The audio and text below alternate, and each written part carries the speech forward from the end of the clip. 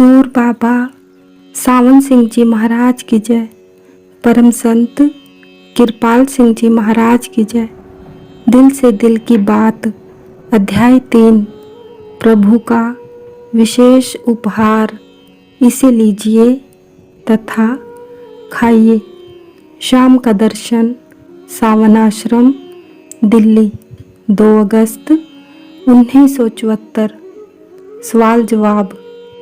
महाराज जी, कोई खास बात?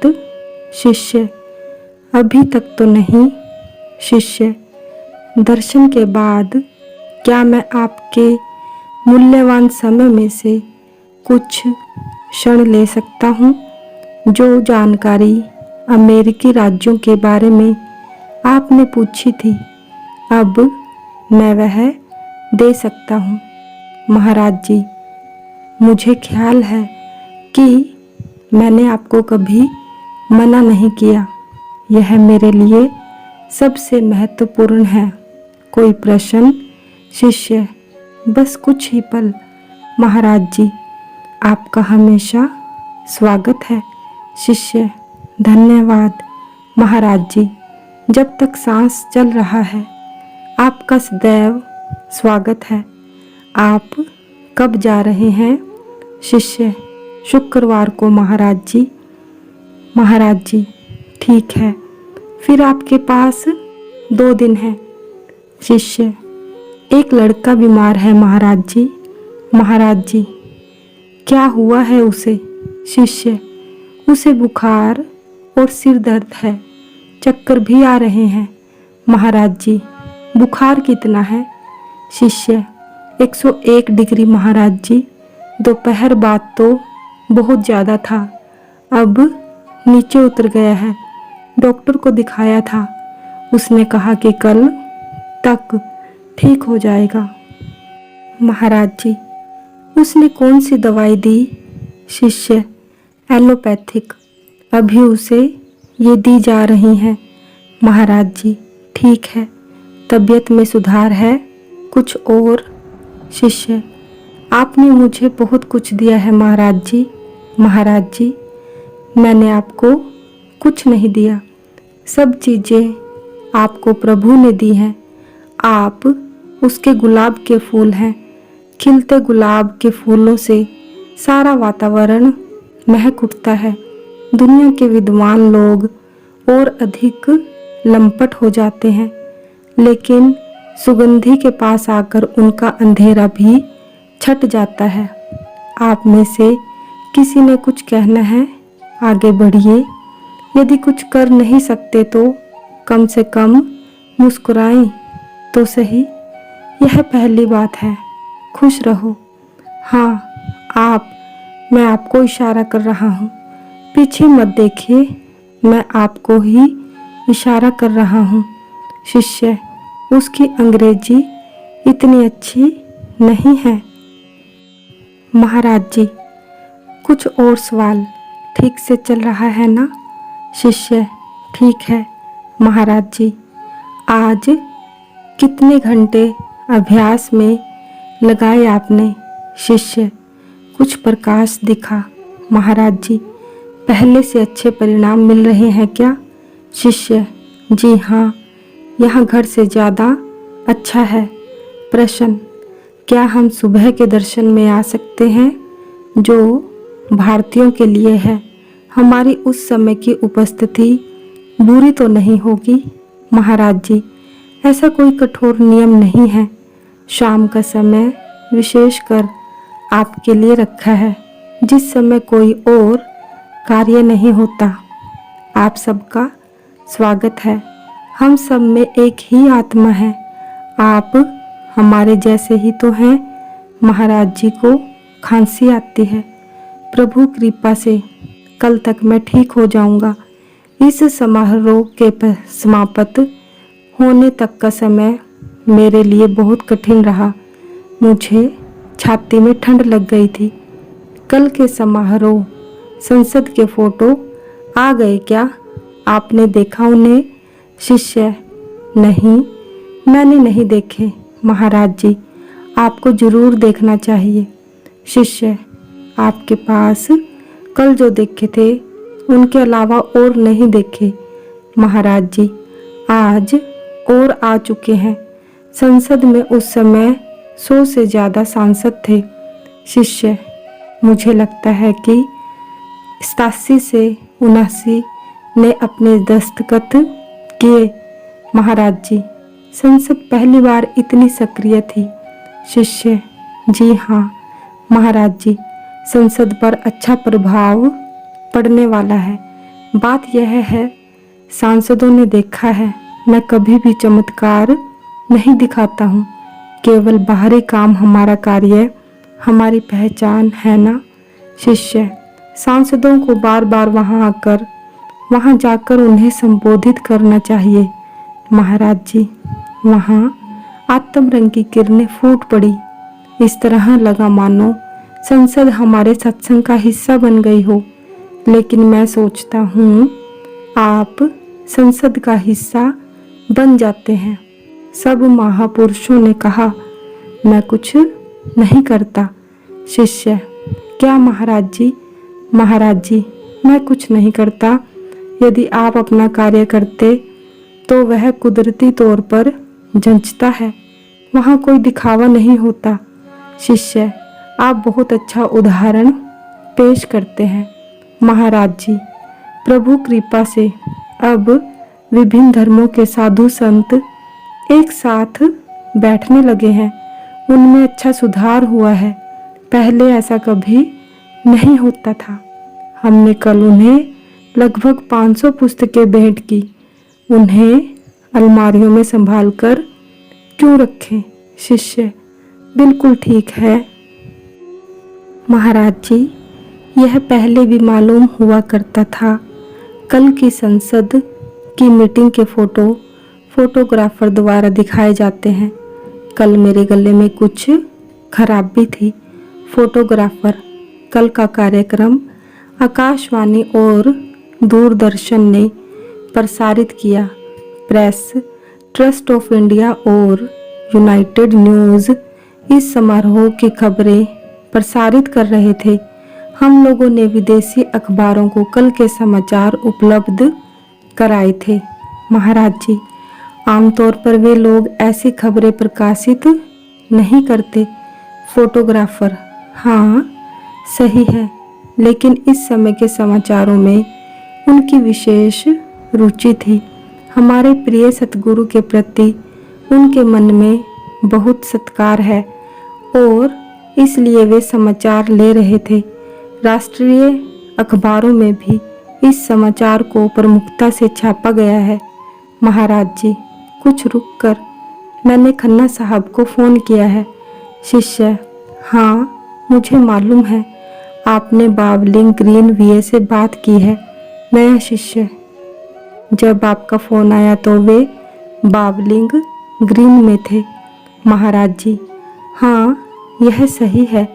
अब वे लोग बोर्ड मीटिंग और बोर्ड सदस्यों के बारे में विचार कर रहे हैं। यह अब विदेश में हो सकती है। यदि आप और हम सब पूरी ईमानदारी से मिलकर इस पहिए को गति दें, तब यह बोर्ड बढ़िया काम कर सकता है। संसद में बहुत महत्वपूर्ण पद पर आसीन एक सेवानिवृत्त विदेश मंत्री सोचता है कि हम लोगों ने इतनी बढ़िया तरक्की कैसे की। उसने कहा कि वह विदेश में अनेक वर्षों से यह काम कर रहा है, लेकिन सफल ना हो सका। मतलब यह है कि मनुष्य के पास बहुत सी काबिलियत है, शक्ति है और कुदरती तौर पर इसका सारा श्रेय संतों को जाता है। महाराज जी एक शिष्य को संबोधित करते हैं जो अमेरिका में एक कॉलेज में प्रोफेसर है। आपने संसद पर कुछ लिखा है क्या? शिष्य, नहीं, मुझे आपका भाषण आज शाम को लिख कर देना है। महाराज जी ठीक है, आपको कुछ कहना है? मेरा भाषण लोगों के सामने ले जाकर आपको उस पर बोलना है।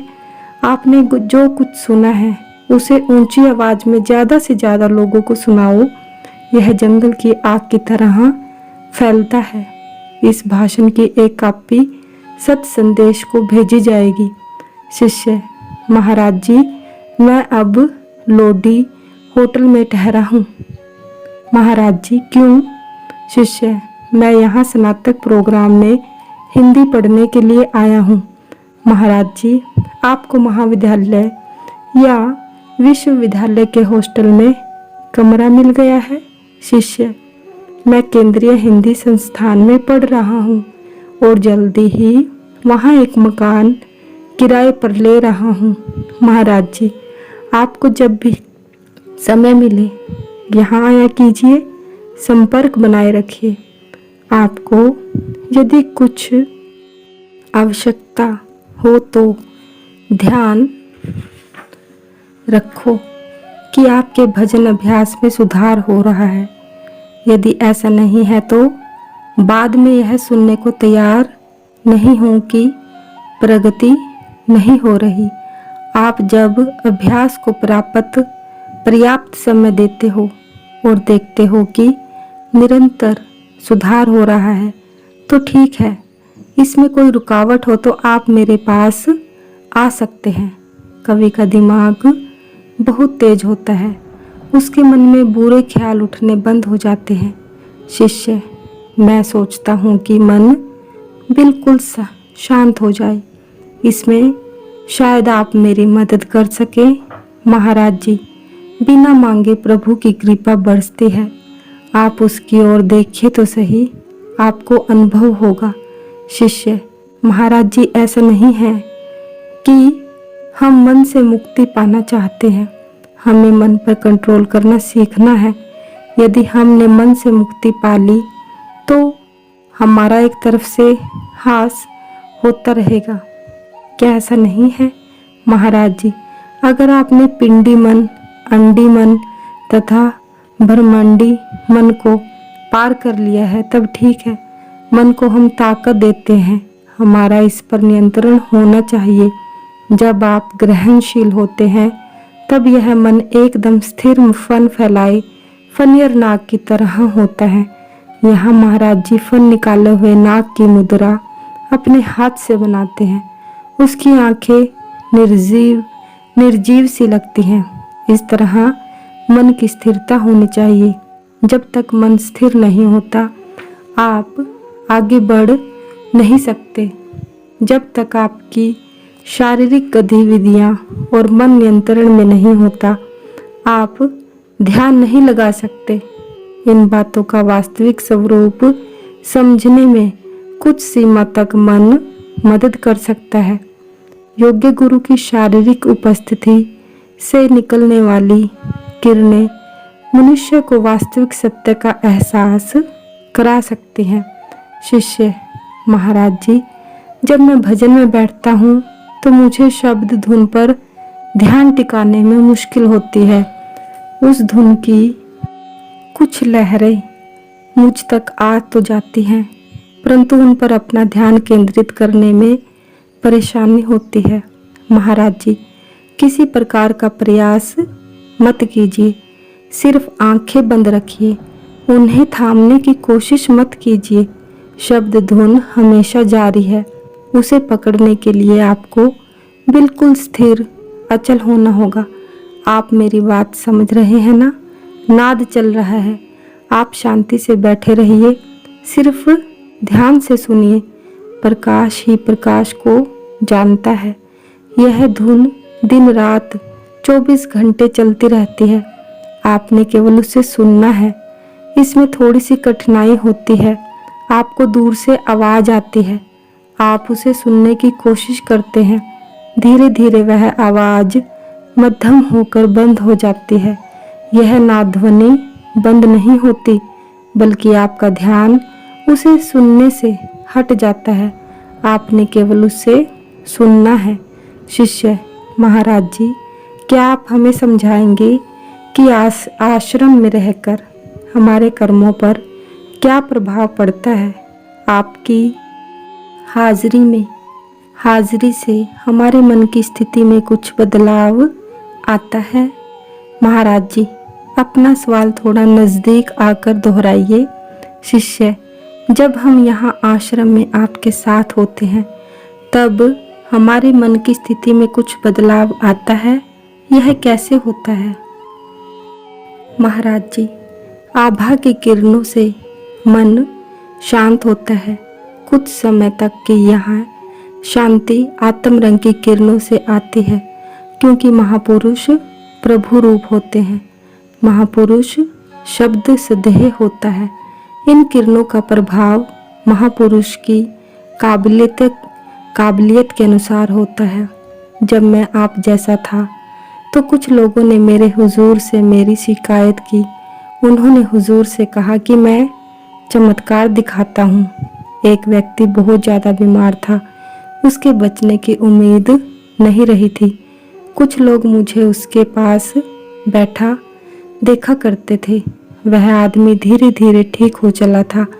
मेरे हुजूर ने कहा कि कृपाल कुछ नहीं कर रहा है, उसकी उपस्थिति मात्र से जो आंतरिक किरणें निकल रही हैं उनसे वह व्यक्ति ठीक हो रहा है। यह शक्ति हम सब में होती है, कोई भी उसे पा सकता है, लेकिन हमें बाहरी आवरणों से मुक्त होना पड़ेगा। हमारे मन का शीशा जितना साफ स्वच्छ होगा उतनी ही भजन अभ्यास में तरक्की होगी।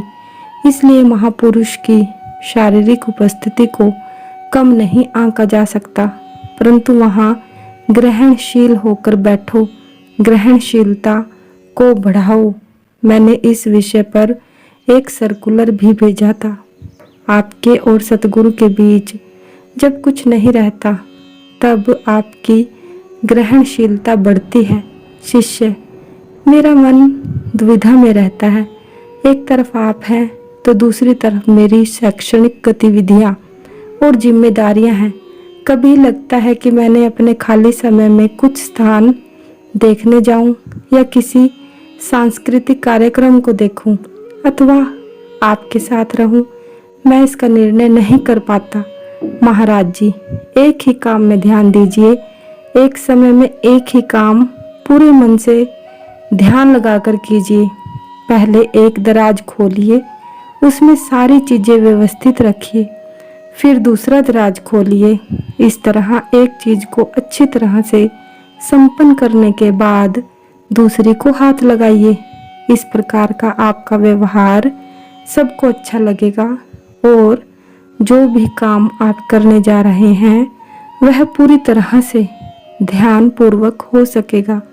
जब मैं 10वीं कक्षा में था और फिर महाविद्यालय में, वहाँ की लाइब्रेरी की सभी किताबें मैंने पढ़ डाली।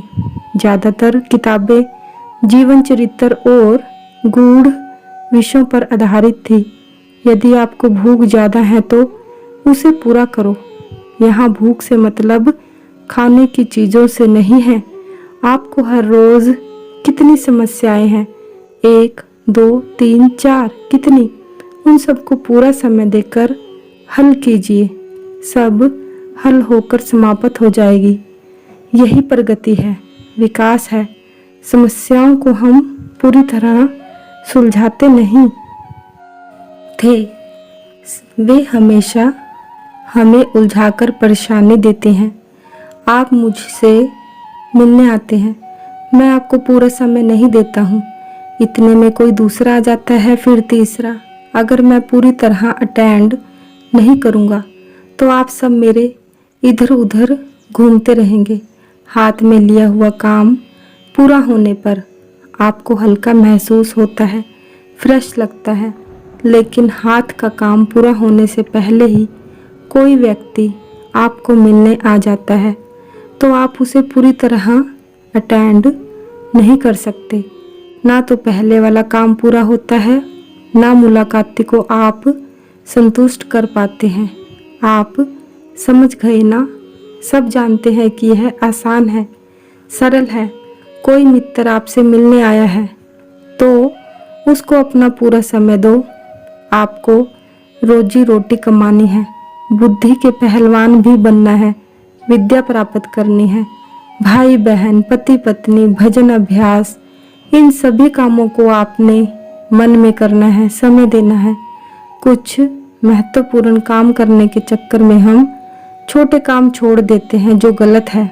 ऐसा कहा जाता है कि यदि आपको कुछ काम करवाना हो तो वह उस व्यक्ति को सौंपे जो सबसे ज़्यादा व्यस्त है। वह व्यक्ति वह काम कर देगा। हम जानते तो बहुत कुछ है लेकिन करते नहीं। ठीक है, प्रभु आपकी सहायता करे।